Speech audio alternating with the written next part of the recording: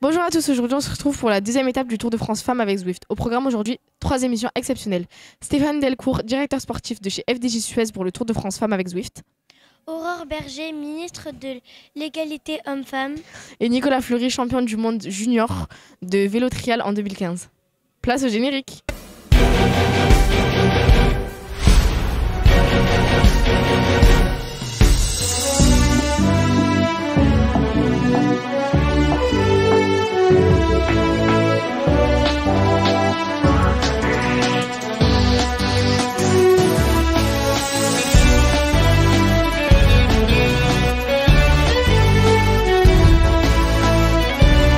On a interviewé Aurore Berger, ministre de l'égalité entre les hommes et les femmes. Elle nous a parlé de la place des femmes dans le sport et des avancées encore à faire. Bonjour. Bonjour Ismaël. Pourquoi les jeunes femmes gagnent-elles souvent moins que les jeunes hommes dès leur premier emploi? Que fait le gouvernement pour éviter cette inégalité dès le départ? Déjà, tu as raison, c'est une inégalité, c'est injuste. Et nous, on veut plus de justice. Et plus de justice, notamment dans le sport. Donc c'est pour ça qu'on est ici. Parce que ici, c'est la 4e édition du Tour de France Femmes. Parce que plus on va les voir à la télé, plus on va entendre parler de femmes qui font du sport. Et plus elles vont trouver des sponsors, des gens qui ont envie de les financer. Plus elles vont bien gagner leur vie. Et elles vont pouvoir devenir des grandes athlètes comme les hommes. Parce que le sport, il n'y a pas de sexe. C'est pas réservé aux garçons, comme c'est pas réservé aux filles, c'est pour tout le monde. Quand on est une jeune entrepreneuse, on a plus de mal à obtenir des financements. Quelles aides existent ou vont être créées pour soutenir les jeunes femmes qui veulent lancer leur boîte? Tu as raison, il y a encore des inégalités. Quand on crée sa boîte et qu'on est une femme, parfois c'est plus difficile que quand on est un homme. Ça veut dire quoi? Ça veut dire que tous, on doit trouver que c'est inacceptable et ça veut dire qu'on se mobilise. Donc on met en place des financements spécifiques. On a ce qu'on appelle une banque publique d'investissement, la BPI, qui va mettre en place des garanties pour que les femmes, elles puissent avoir accès à des prêts. Mais ce qu'il faut, c'est que toi, dans ta génération, toi, tu sois aussi un ambassadeur et que tu considères que c'est inacceptable que les filles soient moins payées que les garçons, les femmes soient moins payées que les hommes, parce que c'est tous ensemble qu'on va pouvoir réussir. Et Iliès, regarde, j'ai un jeu pour toi. Essaye de te mettre à un pied et d'arriver au-dessus de ça. Mais il est dangereux ton jeu, je pourrais pas réussir. Essaye. Attends. J'arrive pas. Laisse tomber, moi je connais quelqu'un, il fait ça en vélo. C'est Nicolas Fleury. Bonjour. Salut, comment vas-tu? Bien, et vous? Ça va super, il fait beau. On est en Bretagne, tout va bien. Tu fais du VTT trial Festil. Pour ceux qui ne connaissent pas, comment tu décrirais ton sport en quelques mots? Alors en quelques mots, c'est du franchissement d'obstacles avec un vélo. Et moi je rajoute des petites figures pour rendre le tout un petit peu plus poétique, on va dire. Tu as été champion du monde junior en VTT trial et tu as décroché plusieurs podiums. Quel souvenir te marque le plus dans ta carrière de compétiteur? Alors c'est méga dur de trouver un seul souvenir. Mais je dirais que les voyages avec les copains en équipe de France ou pour les stages, c'était vraiment... On faisait beaucoup de vélo, on s'entraînait fort, mais après les compètes, on faisait aussi beaucoup la fête et c'était très très cool. C'est ta première fois sur le Tour de France Femmes? Non, j'étais là l'année dernière déjà. Qu'est-ce que ça représente pour toi d'être ici? C'est trop chouette, on a monté un show avec une athlète féminine pour montrer à quel point nos filles sont fortes en France. Et c'est trop bien pour moi d'être là avec toute l'orga du Tour. C'est toujours des bons moments, l'équipe est au top. On bouge de ville en ville, on a une petite colonie de vacances et on régale tout le monde. Tout le monde joue le jeu, on a du monde tous les jours, donc c'est génial. Quel rôle joues-tu aujourd'hui sur le Tour? Tu es là pour faire un show, encourager un peu des deux? Ouais, on est là pour à la fois montrer ce qu'est le Tour Femmes, qui est encore un peu moins médiatisé que les hommes pour le moment. Donc on fait des images un petit peu tous les jours sur les réseaux sociaux. Et aussi faire des shows, 2 à 3 shows par jour ici sur la fan zone. Essayer de régaler tout le monde et que tout le monde passe un bon moment autour du vélo. Quelque chose de très convivial, de drôle et où on s'amuse. Qu'est-ce que tu ressens en partageant cet événement avec des sportifs de haut niveau comme les cyclistes du Tour? Déjà beaucoup d'admiration parce que les nanas elles envoient fort aussi. On a vu les mecs, ça vient de se terminer. On va lancer les filles ce soir. Beaucoup d'admiration pour ces dames qui vont souder les pédales pendant 10 jours. Et je suis très très heureux de faire partie de l'aventure avec elles. Merci, au revoir. Merci à toi. Elina, tu connais le directeur sportif de chez Groupama FDJ pour le Tour de France masculin? Oui, c'est Marc Madio. Et est-ce que tu connais le directeur sportif de chez FDJ Suez pour le Tour féminin avec Zwift? Non, c'est qui? C'est Stéphane Delcourt. Bonjour. Bonjour Bilal. Bonjour monsieur.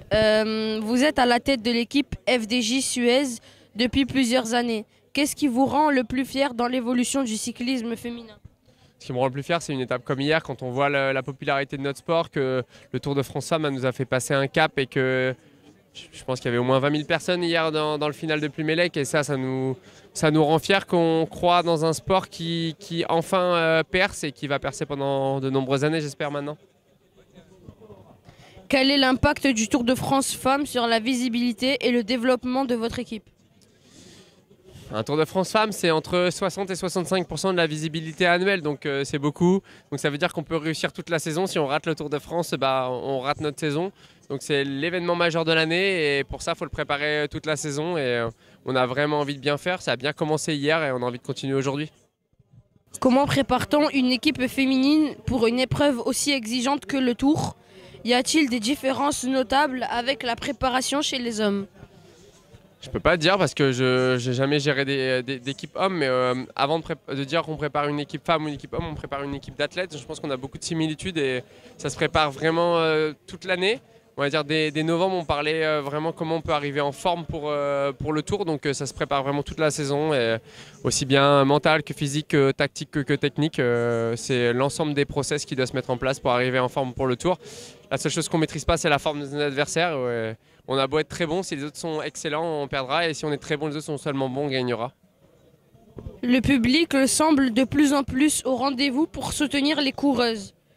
Que peut-on encore améliorer selon vous pour aller plus loin? Il y a plein de choses, il faut qu'on innove. On n'est pas obligé de faire un copier-coller de ce que font les hommes. Je pense qu'on a besoin d'être vraiment un sport innovant, un sport qui ne ressemble pas à ce que font les autres. Et on doit essayer de vraiment plus copier-coller le modèle des sports américains avec beaucoup de show. Et on a la chance d'avoir des athlètes exceptionnels et surtout en dehors du vélo qui ont une vraie personnalité, qui ont une vraie très belle histoire à raconter. Et plus on mettra les femmes en avant, plus la visibilité sera belle et il faut vraiment qu'on se concentre sur elles. Si vous aviez un message à adresser aux jeunes filles qui regardent le Tour et rêveraient de faire du cyclisme, quel serait-il? Qu'aujourd'hui c'est possible, qu'elles ont plein d'athlètes qu'elles peuvent avoir comme modèle et c'est une chance, qu'elles n'aient pas peur d'aller dans les écoles de vélo, qu'elles n'aient pas peur d'aller rouler le dimanche en toute sécurité. On reste un sport mécanique qui occupe les routes, mais elles peuvent croire en leurs rêves. Aujourd'hui elles peuvent en faire leur métier et on va avoir aujourd'hui une très belle étape et c'est ça le meilleur exemple. Je vous remercie monsieur, c'est gentil. Merci Bilal, mais tu peux m'appeler, t'es pas obligé de m'appeler monsieur, j'ai l'impression que je suis très vieux. Elina, regarde, les paysages sont super beaux. Ah ouais, prends des photos pour te garder des souvenirs. Ouais, pour les souvenirs, mais surtout pour les images du jour.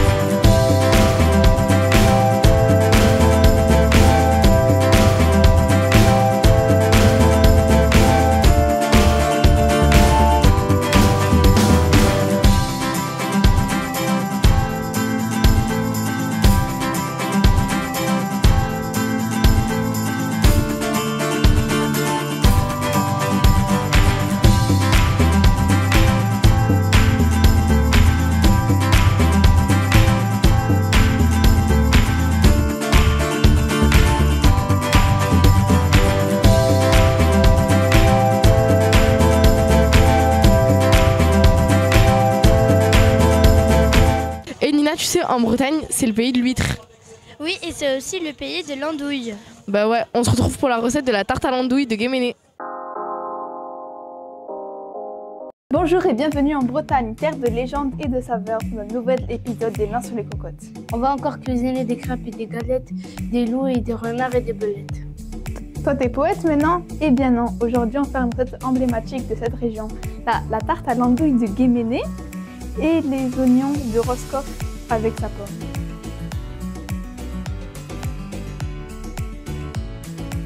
Pour commencer, nous allons préparer notre pâte brisée bretonne. Avec 125 g de farine de blé, 125 g de farine de sarrasin et 125 g de beurre salé bien sûr. Et pour finir le tout, un œuf.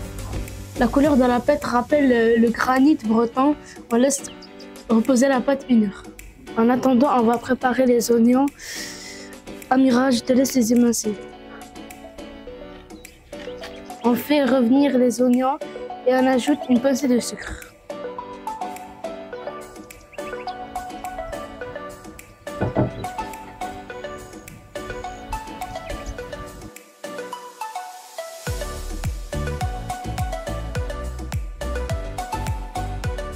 On met un œuf, une cuillère de crème fraîche, du lait, du sel et du poivre.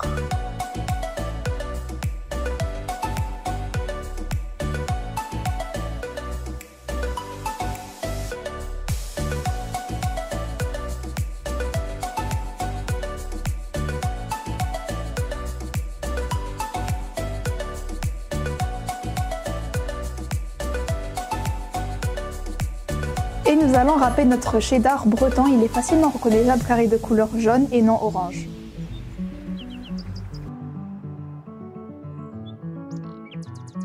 Nous allons étaler la pâte dans un moule à tarte.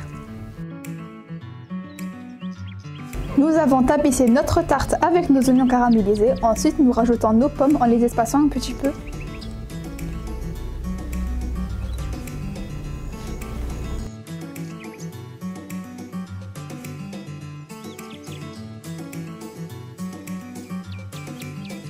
L'andouille de Guéméné est un ingrédient typique de la Bretagne. À base de porc et de sang, on va la couper en rondelles pour ensuite la mettre sur notre tarte.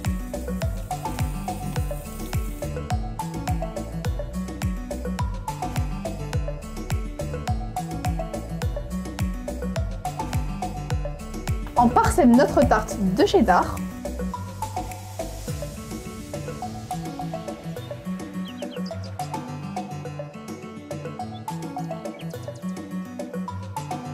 Et ensuite, on met notre crème.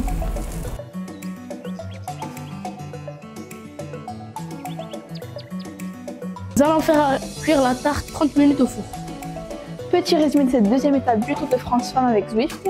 Notre journal on propose nos différents réseaux sociaux et notre émission à découvert sur TV Tichouane. Retrouvez-nous dans notre émission Détour sur Détour. Nos interviews, nos rencontres souvent exceptionnelles, je vous en dis pas plus.